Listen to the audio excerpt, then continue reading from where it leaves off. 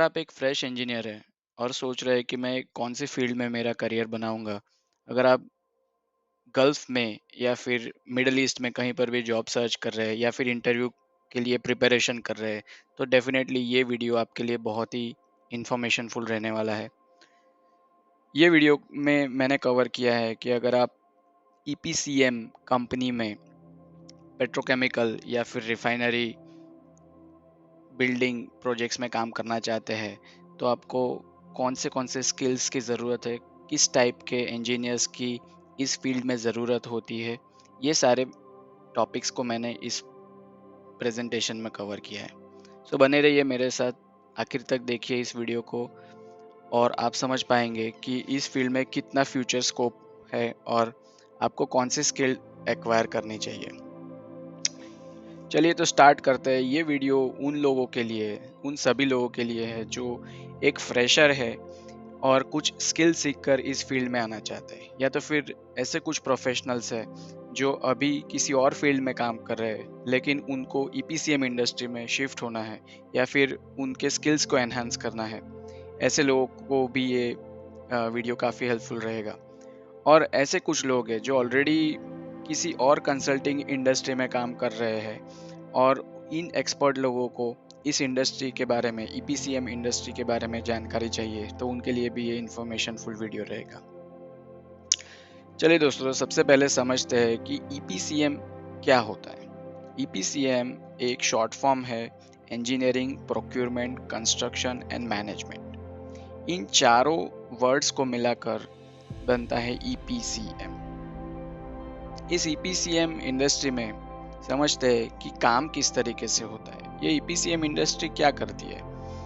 कुछ लोग इसे ईपीसी नाम से भी बुलाते हैं, लेकिन इसमें मैनेजमेंट का फैक्टर ऐड होने के कारण इसे EPCM, engineering procurement construction and management नाम से जाना जाता है। ठीक है, अब समझ लीजिए कि आप एक रिफाइनरी बनाने जा रहे हैं। रिफाइनरी बनाने के लिए बहुत जायंट प्रोजेक्ट को हैंडल करने के लिए बहुत सारा मैन पावर, बहुत सारा इंजीनियरिंग, काफ़ी सारा फंडिंग ज़रूरी होता है। तो इस प्रोजेक्ट को, इस प्रकार के प्रोजेक्ट्स को करने के लिए किस तरीके से काम किया जाता है, हम एक एग्जांपल से समझते हैं। सपोज यहाँ पर एक कस्टमर है जो ऑयल कंपनी है, जो खुद एक ऑयल कंपनी है, ऑयल प्रोड्यूसिंग कंपनी, जैसे कि सऊदी अरामको है या फिर रिलायंस है। इन सारी कंपनीज को हम बोलेंगे कस्टमर। अब ये सोचते हैं कि मुझे एक ऑयल रिफाइनरी बनानी है, मुझे ऑयल रिफाइनरी कंस्ट्रक्ट करनी है, और वो ऑयल रिफाइनरी मुझे एक स्टेपुलेटेड टाइम के अंदर, एक स्पेसिफिक टाइम के अंदर, एक स्पेसिफिक बजट के साथ, और जो मुझे क्वालिटी आउटपुट दे सके, इस तरीके की मुझे एक रिफाइनरी बिल्ड करनी है। तो ये ऑयल कंपनी क्या करेगी, ये ऑयल कंपनी खुद तो रिफाइनरी नहीं बना सकती है, क्योंकि ऑयल कंपनीज जो है वो ऑयल में से रिफाइनिंग करके फिनिश प्रोडक्ट्स बनाने के लिए एक्सपर्ट होती है। ऑयल रिफाइनरी को ऑपरेट करने के लिए एक्सपर्ट होती है, नहीं कि उसे बनाने के लिए एक्सपर्ट होती है। इस तरीके के जो काम है वो दूसरे एक्सपर्ट्स को ये कस्टमर्स देते हैं और वो एक टेंडर क्रिएट करते हैं। चलिए देखते हैं किस तरीके से आगे की प्रोसेस होती है। तो ऑयल कंपनी जो है ये टेंडर रिलीज करती है उनकी 3 रिक्वायरमेंट के बेसिस पर, टाइम, क्वालिटी एंड बजट। ये जो टेंडर है इसे EPC companies on technical qualification and on financial qualification उसे फिलअप करके वापस सेंड करती है ऑयल कंपनी को। ये ऑयल कंपनी जो है ये सारे टेंडर्स को इवेल्युएट करती है और उसके बाद में फाइनली ये प्रोजेक्ट ईपीसी कंपनी को अलॉट होता है या फिर उसे अवार्ड किया जाता है। यहाँ से ईपीसी कंपनी का काम स्टार्ट होता है। अब आप देखेंगे कि जितने भी इंजीनियर्स ये वीडियो देख रहे हैं उन्हें लगेगा कि ये फील्ड में मेरा क्या स्कोप है या फिर मेरे स्किल्स किस तरीके से काम आ सकते हैं। सो हम देखेंगे engineering procurement construction and management में इंजीनियरिंग डिसिप्लिन हम देखेंगे। सबसे पहले इंजीनियरिंग फील्ड जो है उसे वाइट कॉलर जॉब या तो फिर एक सोफिस्टिकेटेड जॉब भी बोला जाता है। यहाँ पर इंजीनियरिंग में ओवरऑल देखें तो 7 प्रकार के डिसिप्लिन्स या तो फिर ब्रांच ऑफ इंजीनियरिंग काम में आती है। यहाँ पर सभी इंजीनियर्स का इक्वल रोल रहता है। चलिए देखते हैं सबसे पहले एक एग्जांपल लेकर, जो हमने पहले ही स्टार्ट किया हुआ है एक रिफाइनरी बिल्ड करने के लिए। तो एक रिफाइनरी बिल्ड करने के लिए सबसे पहले मुझे प्रोसेस डिफाइन करनी होगी कि मेरा जो फीड स्टॉक है, मतलब जो कच्चा माल है, वो है क्रूड ऑयल, और उसे मुझे कन्वर्ट करना है पेट्रोल, डीजल, गैस, ऐसे सारे पेट्रोकेमिकल प्रोडक्ट्स में मुझे उसे कन्वर्ट करना है। तो इसको करने के लिए मुझे कौन सी प्रोसेस से कितने टेम्परेचर पे, कितने प्रेशर और कितने टाइम के लिए इस क्रूड ऑयल को प्रोसेस करना होगा ताकि मुझे फिनिश प्रोडक्ट मिल सके। ये जो काम है प्रोसेस डिफाइन करने का, ये प्रोसेस डिसिप्लिन करते हैं, जिसके अंदर मेनली केमिकल इंजीनियर्स काम करते हैं। ये केमिकल इंजीनियर्स जो है अनेक प्रकार के thermal calculations, simulations, heat and mass balance करके एक प्रोसेस को डिफाइन करते हैं। एक बार प्रोसेस डिफाइन होने के बाद में अब हमको पता है कि किस प्रोसेस से हमको जाना है और कौन से मैकेनिकल इक्विपमेंट्स जैसे कि मशीनरीज हमको लगेंगे। अब ये मशीनरीज जो है उसे बनाने का जो काम है वो मैकेनिकल डिसिप्लिन हैंडल करता है। ईपीसी कंपनी में जो सेकंड टाइप का डिसिप्लिन है वो मैकेनिकल डिसिप्लिन। मैकेनिकल डिसिप्लिन के अंदर अगर हम देखें तो उसके 3 ग्रुप्स में हम उसको डिवाइड कर सकते हैं। उसका जो पहला ग्रुप है वो है रोटेटिंग इक्विपमेंट्स। अब ये रोटेटिंग इक्विपमेंट्स क्या होता है, जैसे कि नाम सजेस्ट कर रहा है कि ऐसे सारे प्रोसेस इक्विपमेंट्स जो रोटेट होते हैं with the help of some kind of motor और सम काइंड ऑफ इंजन और सम काइंड ऑफ मैकेनिज्म, अगर वो रोटेट हो रहे हैं तो उसे रोटेटिंग इक्विपमेंट कैटेगरी में डाला जाता है। जैसे कि पंप्स हो गए, कंप्रेसर्स हो गए, ब्लोअर्स और टरबाइंस, ये सारे जो इक्विपमेंट्स है ये रोटेटिंग इक्विपमेंट्स है। इसके अलावा भी काफ़ी सारे इक्विपमेंट्स होते हैं जैसे कि एजिटेटर्स है, गियर बॉक्सेस है, ये सारे। ओके, सो रोटेटिंग इक्विपमेंट फील्ड में अगर आपको करियर बनाना है सो यहाँ पर बेसिक क्वालिफिकेशन आपका मैकेनिकल इंजीनियरिंग रहेगा। इसके साथ ही आपको कौन से स्किल्स एक्वायर करने होंगे, चलिए देखते हैं। तो हमको कुछ 3D मॉडलिंग सॉफ्टवेयर सीखने होंगे जैसे कि सॉलिड वर्क्स है, इन्वेंटर है, क्रियो है। ये सारे जो 3D मॉडलिंग सॉफ्टवेयर है ये इस फील्ड में काफ़ी यूज होते हैं। सेकंड थिंग, यहाँ पर अगर हमको सीखना है, काम सीखना है, तो सबसे पहले हमें OEM कंपनीज में काम शुरू करना पड़ेगा। जैसे कि ओरिजिनल इक्विपमेंट मैन्युफैक्चरर्स जो है वो पंप्स बनाते हैं, कंप्रेसर्स, ब्लोअर्स, टरबाइंस, ये सारी चीज़ें वो लोग मैन्युफैक्चर करके ईपीसी कंपनीज को सप्लाई करते हैं। सो सबसे पहले हमको इसमें मास्टर होना होगा। हमको एपीआई कोड्स सीखने होंगे। एपीआई कोड्स जो है वो पेट्रोलियम इंडस्ट्री में काफ़ी यूज़ होते हैं। एपीआई का फुल फॉर्म है अमेरिकन पेट्रोलियम इंस्टीट्यूट। ये जो कोड्स है ये हमें मैन्युफैक्चरिंग, टेस्टिंग और design of these rotating equipments के लिए सपोर्ट करते हैं। तो ये सारी चीज़ें अगर हम सीख सकते हैं तो हम रोटेटिंग इक्विपमेंट फील्ड में करियर बना सकते हैं।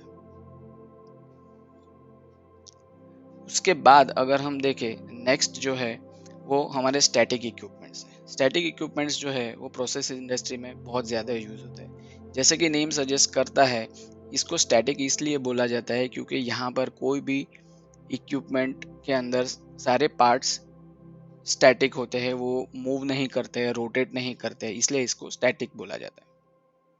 इस फील्ड में करियर बनाने के लिए आपको 3D मॉडलिंग सॉफ्टवेयर में पीवी इलाइट सीखना होगा, जो एनालिसिस और प्रेशर वेसल डिज़ाइन के लिए काफ़ी पॉपुलर सॉफ्टवेयर है। देन सॉलिडवर्क्स इन्वेंटर, ये डिज़ाइन एंड ड्राफ्टिंग के लिए काफ़ी पॉपुलर सॉफ्टवेयर यूज़ होते हैं। इसमें भी ओरिजिनल इक्विपमेंट मैन्युफैक्चरर OEM होते हैं, फैब्रिकेटर्स होते हैं, जो इन सारे वेसल्स जैसे कि हीट एक्सचेंजर्स है, रिएक्टर्स है, टैंक्स, ये सारे स्टैटिक इक्विपमेंट्स को वो फैब्रिकेट करते हैं। इस फील्ड में अगर आपको सीखना है तो ASME सेक्शन 8 डिवीजन 1 या फिर जिसे boiler and pressure vessel code बोला जाता है, ये सीखना होगा। हीट एक्सचेंजर के लिए आपको टेमा या तो फिर tubular exchangers manufacturer association standards, ये सीखने होंगे, और American petroleum institute API standard सीखने होंगे। एक बार आप इस फील्ड में एक्सपर्ट हो जाते हो तो आप EPCM कंपनी में डायरेक्टली अप्लाई कर सकते हो। ये सारे जो हम अभी ऑप्शंस देख रहे हैं, ये सारे इंजीनियरिंग डिज़ाइन के रिलेटेड ऑप्शंस हैं। ये पूरा जो सेशन है हम लोगों ने इंजीनियरिंग डिज़ाइन पे कंडक्ट किया हुआ है। इसके बाद हम प्रोक्यूरमेंट, कंस्ट्रक्शन और मैनेजमेंट में आपके पास कौन से करियर ऑप्शन है, ये सारे देखने वाले हैं। सो नेक्स्ट हमारा मैकेनिकल डिसिप्लिन में जो ग्रुप है वो है piping and layout. So piping and layout जो है, एक बार मेरे सारे इक्विपमेंट्स प्लेस हो जाते हैं, रोटेटिंग एंड स्टैटिक इक्विपमेंट्स मेरे उसके डायमेंशंस मुझे पता चल जाते हैं, तो क्या होता है कि मुझे एक अंदाज़ा लग जाता है कि इतना इतना डायमेंशन ये पर्टिकुलर इक्विपमेंट प्लांट के अंदर ऑक्यूपाई करने वाला है। सो उसके हिसाब से मैं मेरा जो लेआउट है, प्लांट का लेआउट, वो मैं अरेंज कर सकता हूँ। सो यहाँ पर कहाँ पर मेरा ऑयल स्टोरेज टैंक रहेगा, या तो फिर कहाँ मेरा फीडर हीटर, फायर्ड हीटर रहेगा, या फिर कहाँ मेरा कूलिंग टावर रहेगा, डिस्टिलेशन कॉलम रहेगा। ये सारा जो लेआउट है मैं इन सारे इक्विपमेंट्स के डायमेंशंस के बेसिस पर बना सकता हूँ। तो इस तरीके से मैं सीक्वेंशियल फॉर्म में, जैसे मेरा प्रोसेस रहेगा, फर्स्ट ऑयल स्टोरेज टैंक से हीटर में ऑयल आएगा, उसके बाद में हीट होके वो डिस्टिलेशन कॉलम में जाएगा। तो इस तरीके से ये मेरा जो सीक्वेंस है, इस हिसाब से मैं पूरा मेरा जो लेआउट है प्लांट का, वो मैं कंस्ट्रक्ट करूँगा।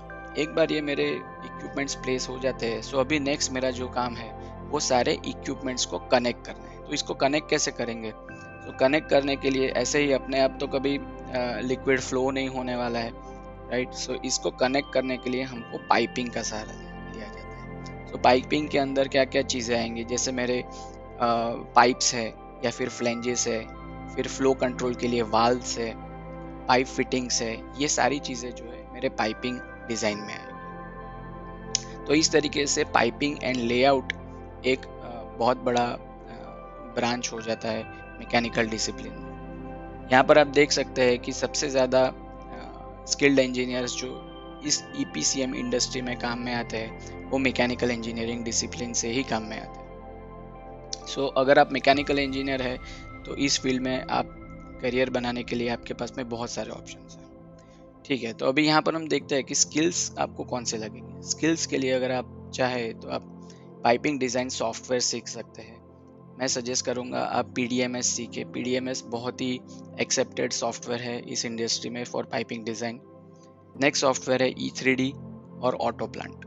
तो ये सारे सॉफ्टवेयर सीख सकते हैं आप और इस फील्ड में करियर बना सकते हैं। इसके अलावा अगर आपको लेआउट करना है, सो लेआउट करने के लिए आपको 2D सॉफ्टवेयर ऑटोकैड या तो फिर PNID के लिए ऑटोकैड भी लगेगा। सो आप ऑटोकैड भी सीख सकते हैं।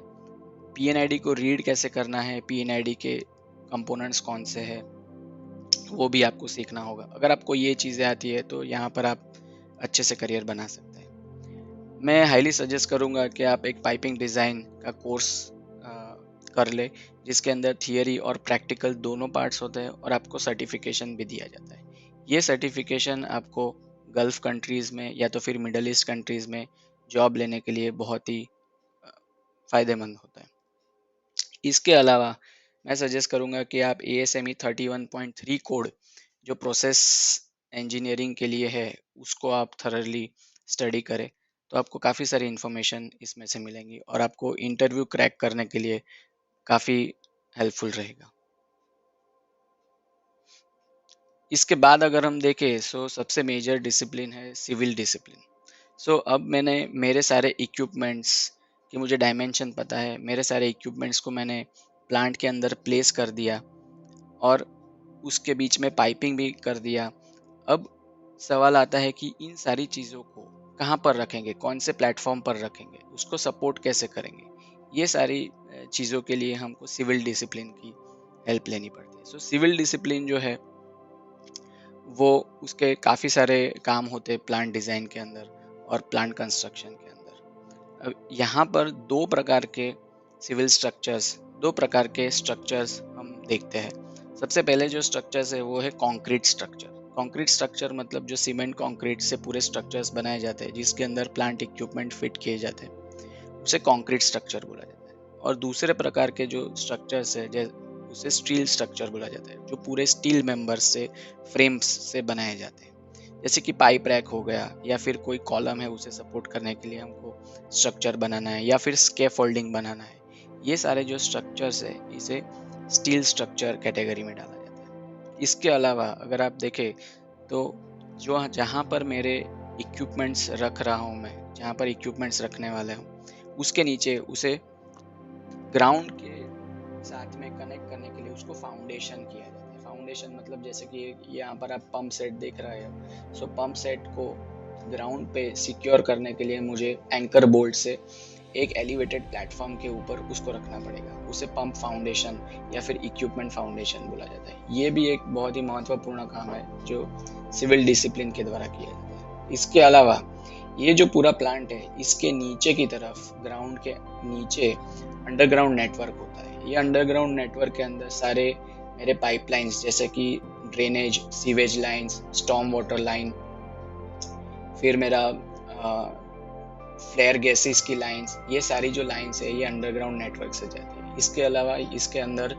नेटवर्क केबल्स और पावर केबल्स, ये भी अंडरग्राउंड नेटवर्क से फ्लो होते हैं। सो ये सब डिज़ाइन करने के लिए हमें सिविल डिज़ाइन इंजीनियर्स की ज़रूरत होती है। इसके अलावा जो हमारे स्ट्रक्चर्स है, स्टील के जो स्ट्रक्चर्स है, उसके जो कॉलम के फाउंडेशन है, उसे डिज़ाइन करने के लिए भी सिविल डिसिप्लिन का महत्वपूर्ण रोल होता है।